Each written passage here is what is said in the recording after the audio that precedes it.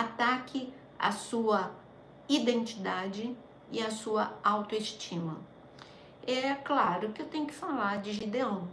Gideão, eu já não sabia mais quem ele era. Ele, se você perguntasse para Gideão, quem é você? Eu sou um agricultor. Não, fala melhor, Gideão, quem é você? Eu sou um perdedor, porque todo ano eu planto, na hora de colher eu sou roubado, eu sou um perdedor. E aí, se você forçasse, olha, Gideão poderia falar tudo para você que ele era, menos que ele era guerreiro.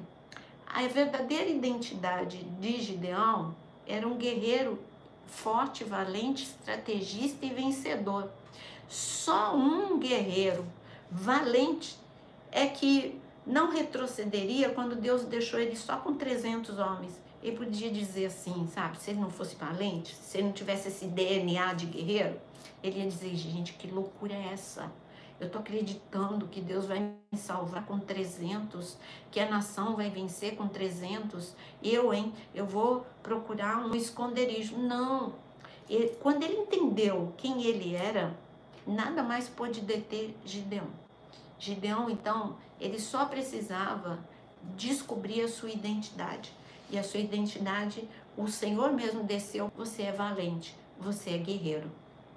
Foi isso que o Senhor fez com Josué também. Porque ele tinha, durante muito tempo, ele cresceu, ele teve a sua adolescência, a sua juventude, e ele ficou maduro, pensando que ele era um escravo, pensando como escravo. Por isso que Deus teve tanto trabalho para fazer com Josué, que Josué acreditasse, olha Josué, você é forte, seja corajoso, eu não vou te deixar, não vou te abandonar, foi você mesmo que eu escolhi. Então, oi, me diz aí se a conexão tá tudo bem, gente, que aqui deu uma queda. Alguém me fala se a conexão tá bem.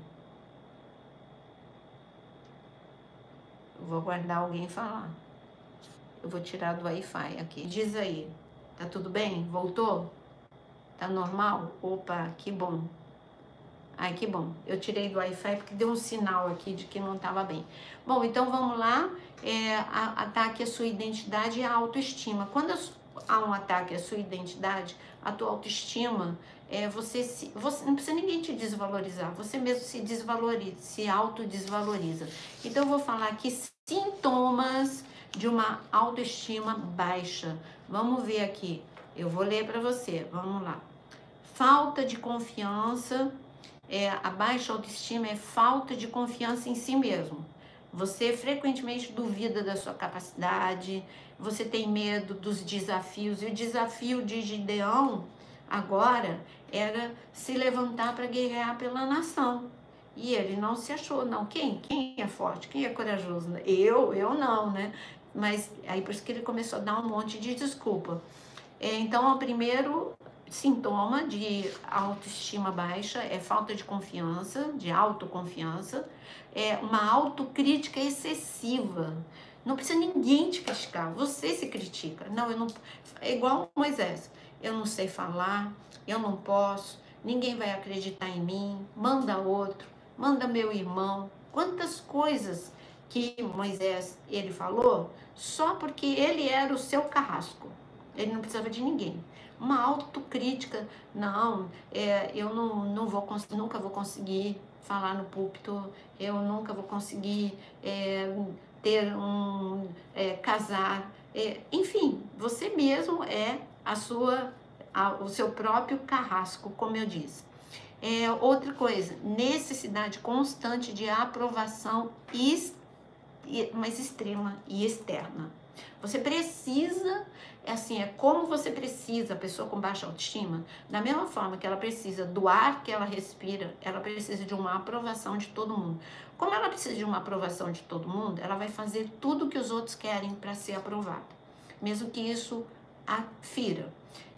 Por exemplo, quando você é adolescente, você tem a tua autoestima muito baixa, você vai fazer tudo o que aquele grupo faz para ser aceito, para ser amado, mesmo que você não queira. Você vai fazer. Mesmo quando eu não era convertida, vou contar para vocês. Eu nunca gostei de sair. E assim, quando eu entrei na faculdade, como eu sou da época, eu sou de São Paulo, eu sou da época que tinha barzinhos, muitos barzinhos, e a moda dos universitários era ir nesses barzinhos, e que tinha música ao vivo. Eu tô falando de São Paulo, isso há muito tempo atrás, tá? E com música ao vivo, e não era nada assim, não tinha nada de promiscuidade, nada, era isso. E aí, minhas amigas da faculdade, e eu não estava bem espiritualmente, é lógico. Eu já nem estava mais indo na igreja. Então as minhas amigas falaram, não, Naira, você tem que ir, você tem que ir, você tem que ir. E como a minha autoestima sempre foi muito baixa, eu resolvi, mesmo não gostando, eu resolvi aceitar. Ai, que castigo, meu Deus, eu não gostei de nada daquilo.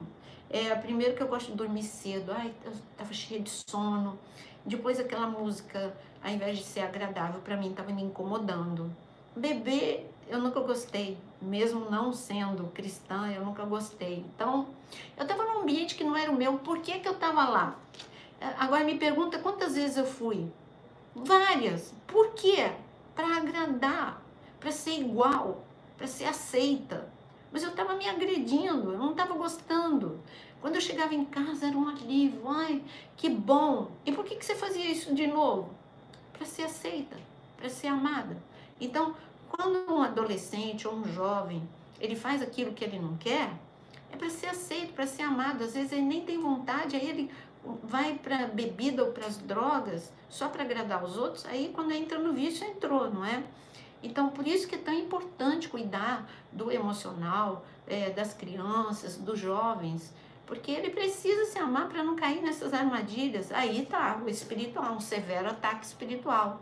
Era um ataque para minha vida, sim, porque eu fiquei cada dia mais distante de Deus, comecei a achar coisas que eram anormais, normais. Funcionou por um tempinho, continuei não gostando de música alta, continuei não gostando de dormir tarde, mas algumas coisas eu comecei a aceitar. E então o plano espiritual era esse, era me afastar mais de Deus, era me levar mais profundo, para um poço mais profundo, mas Deus teve misericórdia e Ele me tirou desse poço, graças a Deus, mas foi um ataque severo por causa da minha identidade. E eu vou terminar aqui, falta o quinto item, mas ainda eu vou terminar os itens de baixa autoestima. Necessidade constante de aprovação externa, medo de rejeição, olha só, o medo de rejeição é forte. Perfeccionismo, por isso que é o excesso de crítica, se compara o tempo todo com os outros, e uma comparação constante com os outros, dificuldade em aceitar, ao mesmo tempo que você precisa de validação, você tem dificuldade de aceitar elogio, você acha que a pessoa nunca está falando a verdade quando te elogia. Isolamento social, que foi o caso de Elias, falta de autocuidado, você chega nesse ponto porque você não cuidou de você mesmo, e uma procrastinação, você mesmo é o seu sabotador, você se auto-sabota. Você mesmo adia a volta para a igreja, adia o dia de começar a orar, adia tudo que é bom para você, você adia, você só faz aquilo que faz mal para você.